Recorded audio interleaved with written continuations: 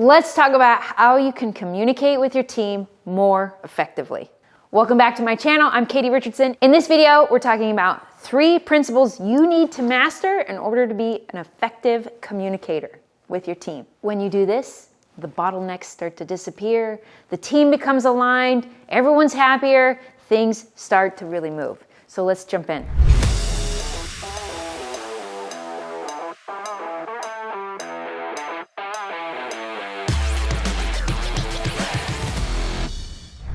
Today I'm talking about the 3 principles that you need to effectively communicate with your team.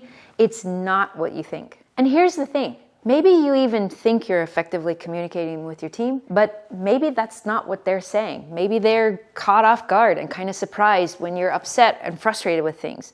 Have you experienced any of this before? Maybe your team seems to need really explicit instructions on what done looks like, and that's just really frustrating for you. I'll also be sharing examples of how to start implementing this today so that you and the team can align and ultimately achieve the goals that you have set for your business. The first is to clearly communicate your vision to your team.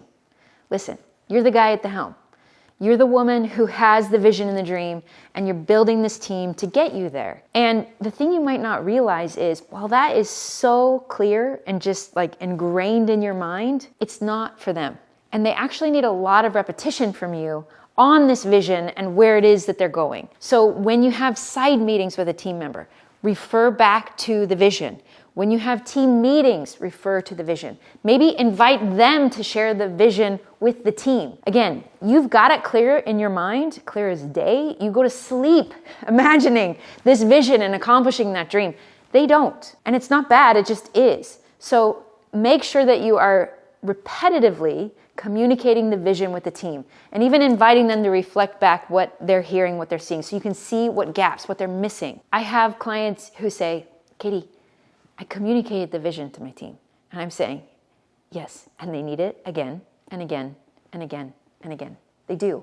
So give them that repetition. Remind them where they're going and what those specific targets are. The second is to help them create an emotional connection with that vision and those goals and targets. How do you do this? It's through your vision, mission, values. Help them see how what they want, what they're dreaming of, what they're desiring for themselves personally, how accomplishing these targets inside of the business helps them get what they want. When you help somebody make an emotional connection to something, you don't have to push them from behind. You don't have to motivate them. You don't have to be a big cheerleader. They are now naturally driven and motivated because they're already desiring something, and you just showed them how that thing that we're trying to accomplish as a team gets them that thing that they already want and desire. In a lot of ways, you just got to get out of their way now because you've helped them see that connection. So what is meaningful to them, and how can you show them that accomplishing this vision inside of the business helps them get what they want? I'm a mother of 4, so let's use a kid example. I was frustrated when my kids were young that they weren't eating vegetables at dinner. And listen, I was a really good cook, and I was cooking from scratch, all this healthy stuff, and they were just turning their nose up at it. And then I started to realize I need to get them involved, and I need to help them become emotionally invested in this food. So what did I do? I handed my 4-year-old a knife. I invited him into the kitchen with me. He became the 4-year-old chef. And it didn't take long for him to sit down at the dinner table and say, pass me the broccoli. He wanted it because he had been cutting it up himself. He was part of the creation process. So as you share the vision, how can you now involve the team emotionally in a way where they become invested in it and they are excited about it, they are engaged in it because they're part of the creation process of, you've invited them into the kitchen, right? You invited them into the kitchen, you had them sit next to you and cut up veggies with you, so naturally they're interested in and invested in this work. I have a really cool client example. He's built a significant business. He had this team member who was not really interested in some leadership training that he was doing. And he kind of just wanted to be off on his own, doing his own thing, and didn't want to have to be bothered by other team members. And slowly, my client helped his team member to become emotionally interested in, curious about, and invested in what it is that they're building and creating. And what's so cool is they just had a team meeting. It was like some party. They had a team party. And this team member who was close to retirement got super emotional and said, you just need to know that I'm the happiest I've ever been. I love working with you. I love working for you. And I don't see myself retiring anytime soon, because he'd made that emotional connection with what it is that he's doing. And you want to know something really cool? This kind of harkens back to another video that we just shot where I talked to you about how to communicate with family members that are on your team. Well, this team member who was approaching retirement happened to be my client, the CEO, his father-in-law. I mean, this works in all scenarios. Help your team members create an emotional connection with what it is that they're doing. They will love what they're doing. It will light them up. They will better perform. You don't have to push them. You don't have to get aggressive, giving them tough deadlines, motivating them, pushing them from behind. They will naturally want to go and do these things. This third one might surprise you. And before we hop into it, make sure that you like and subscribe this YouTube channel. The more you do that, the more this information spreads. I'm here to help you. My name's Katie Richardson. I'm a business coach who's got a wealth of experience, both in navigating how to build and grow a very successful business. I built a multi-million-dollar international business alongside my spouse while having 4 kids. I'm here to help you do whatever it is that you want. So click and subscribe. The third is you both have to believe and then communicate to your team that they are a critical piece to the success of the company. I have an incredible friend named Amy, and she used to work for Apple back in the day when Steve Jobs was there.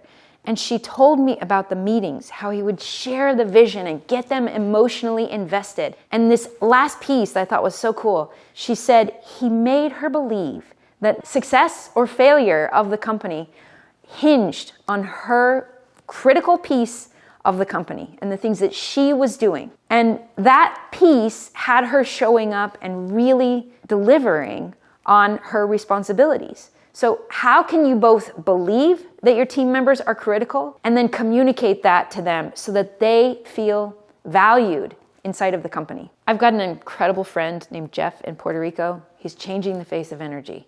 It's amazing. Someday I'm going to have a podcast for you on it, but it's all secret right now. The thing that he shared with me that I thought was so smart is he has shared with his team almost like the scaffolding of the vision. And then he hands them the colored pencils and he says, fill this in.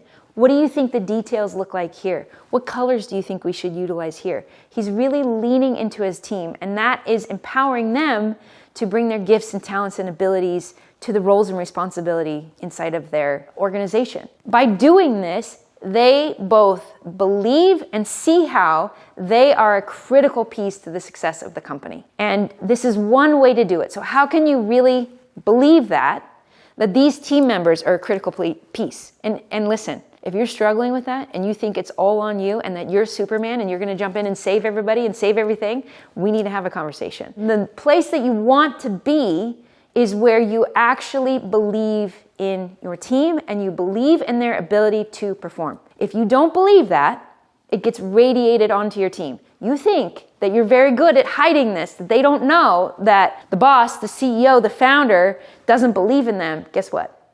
They know.